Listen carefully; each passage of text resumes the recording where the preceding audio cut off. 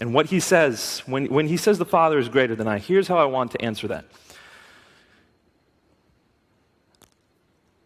Okay, I have to go to the Trinity then.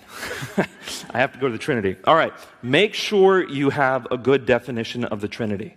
I see the primary problem with people trying to explain the Trinity and going straight to an illustration, like the egg or the water illustration, is that illustrations are intended to demonstrate a definition.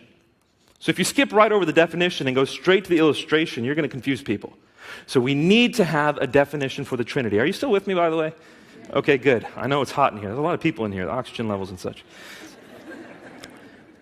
Here is the definition of the Trinity. If you write anything down tonight, write this down. God is one in being and three in person. One in being and three in person. Now, that is not a contradiction. See, if I said he's one in being and three in being, that's a contradiction. Then I'm arguing with myself. If I say he's one in person and three in person, that's a contradiction. God is one in being and three in person. So the next obvious question is, Nabeel, what's the difference between a being and a person? Glad you asked. Thank you. A being is that quality that makes you what you are, or makes a thing what it is. So being is whatness. And a person is that which makes you who you are. So for example, I am a human being. That's what I am, in case you were confused. I'm a human being. Who I am is not a human being. Who I am is Nabeel Qureshi. What I am is a human being. Who I am is Nabeel Qureshi. What I am is heart, lungs, it's muscles, it's eyes, it's all this, tendons, bones, etc. That's what I am, but that's not who I am.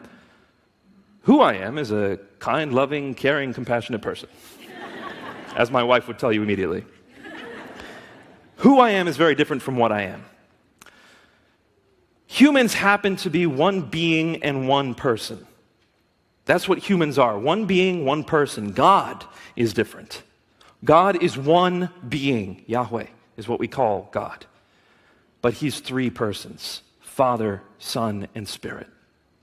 Those three persons are equal because they're all God. They've all existed from the beginning, like John chapter 1 says, because they're all God. So then the question comes up, well, how can Jesus say something like the Father is greater than I if they're all God? And the answer is actually quite simple. Let's say I pointed to the President of the United States. Let's say I said Obama. I can very accurately say Obama is greater than I am. Because when he goes somewhere, he rolls with the posse. He's the most powerful man in the world. There's news conferences when he sneezes. I mean, he's greater than I am. But is he any more human than I am? No, he's not. He's greater than me in terms of role, but he's not greater than me in terms of essence. In the same way, the Father is greater than the Son in terms of role. The Father is superior. The Son is subjected to the Father in terms of role. And we see that in 1 Corinthians 15. It says that Jesus is going to subject himself to the authority of the Father so the Father can be all in all. It's because the Father is superior in terms of role. But is he any more God than Jesus is? No, because they're both God. There's only one God, and they're equal in essence, Father, Son, and Spirit.